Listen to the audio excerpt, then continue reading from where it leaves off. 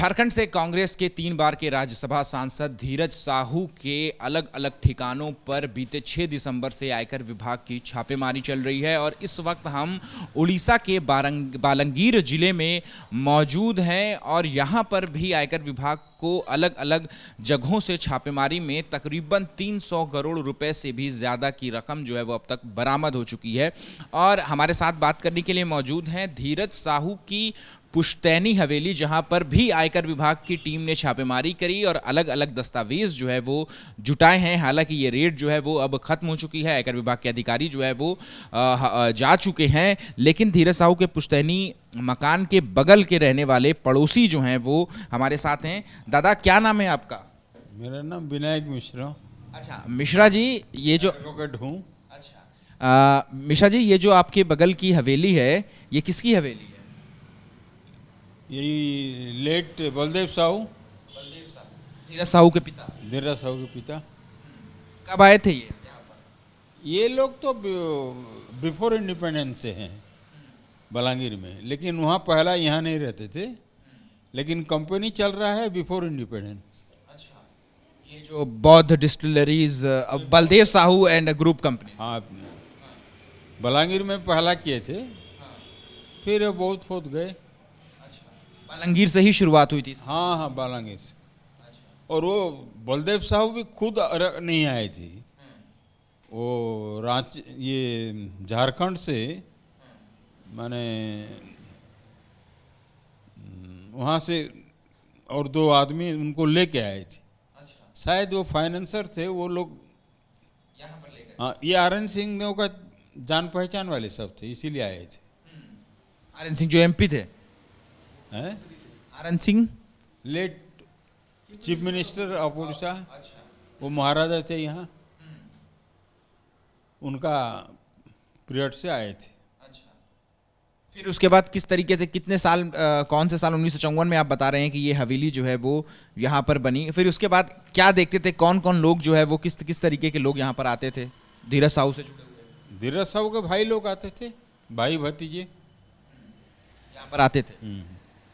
और वो लोग आते थे, जब आते थे वो सूदपड़ा में जो रहते थे वो राजेश और बंटी, जहाँ पर आके अब आईटी की रेट पड़ी और पैसे मिले 300 करोड़। वो लोग यहाँ मिलने आते थे उनको। अच्छा, किससे मुलाकात करने के लिए आते थे? और संजय साहू, उदयनाथ साहू, ये सारे धीरज साहू के रिश्तेदार हैं कहीं ना कहीं से। सब इनसे मिलने के लिए बंटी साहू और राजेश साहू। हाँ, प्रकाश बाबू के भी एक ठो जो अभी है, उसे भी मिलने आते थे। अभी ये जो मकान है, इसमें हवेली है, इसमें कौन कौन रहता है? इसमें ओनली सर्वेंट्स रहते हैं। कोई रिश्तेदार धीरज साहू से? नहीं, रिश्तेदार आते हैं 8 दिन 10 दिन रह के चले जाते। अच्छा, धीरज साहू के पिता बलदेव साहू कितने साल तक इस हवेली में रहे थे? तो हम लोग बच्चे थे, हमको याद है जब तक 10 साल तक करीब मैं उनका याद कर पा रहा हूँ। यहाँ पर रहते थे? वो खाली यहीं रहते थे और साल में 1 बार आते थे वो। ये आजकल मालिक लोग तो 1.5 महीना 2 महीना 1 महीना में भी आ जाते हैं, लेकिन वो साल में 1 बार आते थे। धीरज साहू भी आया करते थे यहाँ पर? नहीं, कभी नहीं आई, हम तो नहीं देखे कभी। वो जो एमपी हैं, हाँ राज्यसभा, उनको हम कभी नहीं देखे यहाँ। ना यहाँ आते थे ना सूदपड़ा आते थे वो। अच्छा, यहाँ पे कभी नहीं देखा? नहीं। लेकिन उनके रिश्तेदार, बेटे वगैरह, भतीजे वगैरह आए? उनका बेटे है ना, काटावानी से आता था इसी मकान? आके चला जाता था कि ज़्यादा से ज़्यादा 1 रात रुकता था। रुकने के लिए तो सब कुछ है जगह। और ये जितना स्टाफ आए थे सब, तो ये लोग मालिक लोग जो उनका कमरा है, उन्हीं का बेड में वही रूम खुला, उसी में सब सोते थे। उन्हीं का कुक जो है वो खाना बनाता था उनको। बहुत लग्जरी गाड़ी, बहुत बड़ी बड़ी लंबी लंबी गाड़ियों से भी लोग आते थे क्या? हाँ, और लग्जरी मतलब इतना, वो इनोवा तक लग्जरी, फॉर्चूनर, इनोवा, ऐसा गाड़ी में आते थे। कितने दिन तक रुकते थे? जब महुआ का सीजन होता था, महुआ जब खरीदते थे उस टाइम रहते थे 10-15 रोज, चारों तरफ जा जा के महुआ खरीदते थे। 15 दिन तक। अच्छा, आखिरी बार कब आए थे? शायद 1 महीना पहले। कौन आया था? संजय साहू। 1-1.5 महीना ऊपर हो गया होगा। धीरज साहू के जो रिश्तेदार हैं वो संजय साहू? हाँ, उनका बड़ा भाई का बेटा, भतीजा जो है? हाँ भतीजा। वो एमपी का लड़का है वो। एक्स, वो तो गुजर गए हैं शिव प्रसाद साहू। ये इनका 3 लड़का ऑलरेडी गुजर चुके हैं। किनके? बलदेव साहू का। मतलब धीरज साहू के भाई? हाँ, अभी है 3 और एक रांची में रहता है। धीरज साहू के बेटे जो हैं वो भी आखिरी बार कब यहाँ पर आए थे? हाँ, ऐसा वो आते हैं 2-3 महीना में एक बार आते हैं। अच्छा, तो आखिरी बार कब यहाँ पर आए थे? वही करीब 3 महीना होगा। 3 महीना यानी मार्च अप्रैल के? हाँ, मार्च मार्च में आए थे आखिरी। यहाँ आते हैं और यहाँ से कटावनी चले जाते हैं। जब आते हैं तो किस तरीके की गतिविधि होती है यहाँ पर?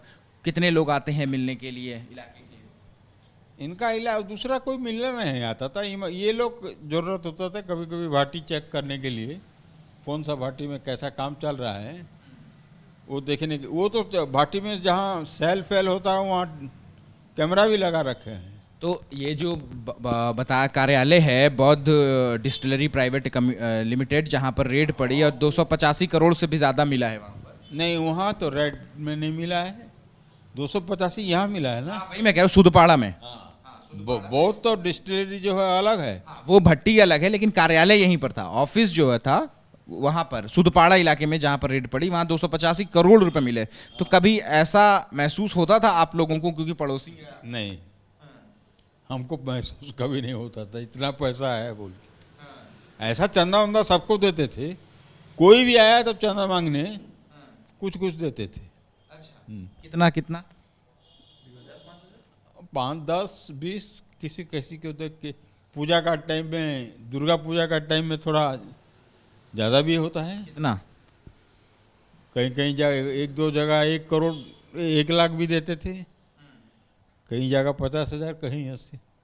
हमारा तो यहाँ देते थे 30-40 हज़ार रुपया। हमारा यहाँ घरों के बगल में जो होता है, शायद इसीलिए इतना देते थे कि वो भी यहाँ रहते हैं बोल के। अलग अलग इलाके के भी लोग, जैसा कि हमने बात करी है लोगों से, कि कोई भी जाता था तो उसको 4-5 हज़ार रुपये अक्सर। 4-5 हज़ार नहीं सबको, लेकिन कुछ कुछ देते थे। कोई खाली हाथ नहीं आता था। 4-5 हज़ार जाएंगे, वो बोलेंगे ऐसा हमारा जाना है, वो है, ये है, कोई भी बहाना बना के जाएगा। 2-4 हज़ार। तो ये पैसा देता कौन था? राजेश साहू, बंटी साहू? राजेश चार्ज में जब रहता था राजेश रहता था, राजेश चला जाने से बंटी चार्ज में रहता था। अभी दोनों हैं, एक्चुअली दोनों। बंटी का पिताजी भी थे, वो वहाँ अकेले थे मैनेजर से, वो गुजर गए हैं। उनकी जगह पे बंटी साहू। नहीं तो बंटी साहू डॉक्टर है, MBBS है वो। तो यहाँ पर कितने कितने दिन तक आयकर विभाग की टीम थी? ये जो टीम आई थी अभी, ये हो गया 7 दिन। 7 दिन से ही? हाँ, सब गाड़ी वाड़ी यहीं रखते थे और सब यहीं रहते थे। अब आयकर विभाग की टीम चली गई है, रेड खत्म हो गई है, लेकिन जो पैसा मिला है 300 करोड़ से भी ज़्यादा जो है वो उड़ीसा में ही अलग अलग ठिकानों पर अब तक बरामदगी हो चुकी है। टिटलागढ़ में 11.5 करोड़ और संबलपुर में 37.5 करोड़। टिटलागढ़ से शायद पैसा आके यहाँ रहता था। मतलब ये हेड ऑफिस था? हेड ऑफिस था सूदपड़ा। हाँ, चारों तरफ जो सेल है वो लोग, और बट्टी बट्टी का भी जो सेल। आपकी कभी बात होती थी इन लोगों से? हाँ, होती थी। क्या बातचीत होती थी? कुछ नहीं, ऐसा कैसे हैं, तबीयत कैसा है आपका। कभी एहसास हुआ था कि आखिर इन लोगों ने इतना कैश दबा रखा है? नहीं, कभी कभी हमको पता था ये बहुत पैसे वाले हैं, लेकिन इतना रहेगा, इतना पैसा है बोल के ये।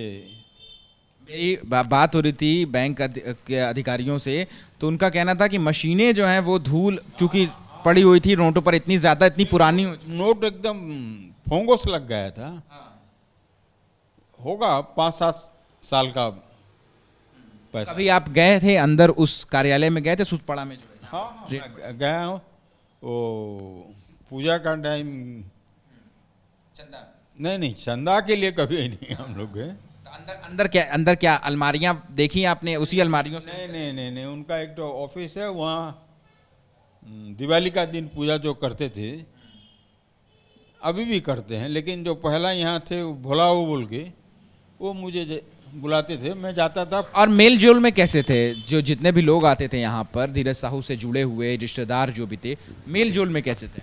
मैं वो जो उनके रिश्तेदार थे धीरज साहू, जो लोग आते थे इस हवेली में, लोग दूसरा किसी से टच नहीं। जैसे जो भी आते थे, भी आता था संजय साहू वगैरह, वो लोग आएंगे तो अगर मिलना चाहते थे एक्साइज सुपरिटेंडेंट से मिलते थे। सुप्रिटेंडेंट। हाँ, और पे उनका पे लिस्ट में तो सब है, सब इंस्पेक्टर हैं, सब हैं। ठीक है, तो देखिए ये है धीरज साहू के पुश्तैनी मकान के बगल में रहने वाले उनके पड़ोसी, जिनका साफ तौर पे कहना है कि महीने 2 महीने 3 महीने पर धीरज साहू के बेटे जो है वो भी आया करते थे, और अलग अलग रिश्तेदार जो है वो इस पुश्तैनी मकान में आया करते थे, बड़ी बड़ी गाड़ियों में आया करते थे, और जो है वो 10-15 दिन तक रुक करके जो सारा बिजनेस का लेखा जोखा है, जो साम्राज्य बना रखा था, उसकी जो है वो जानकारी लेने के लिए वो यहीं पर रुकते हैं। और यहीं से आयकर विभाग को अब तक करीब 300 करोड़ रुपए की बरामदगी हो चुकी है। कैमरा पर्सन मनोज त्रिपाठी के साथ अहमद बिलाल, एबीपी न्यूज़, बालंगीर, उड़ीसा।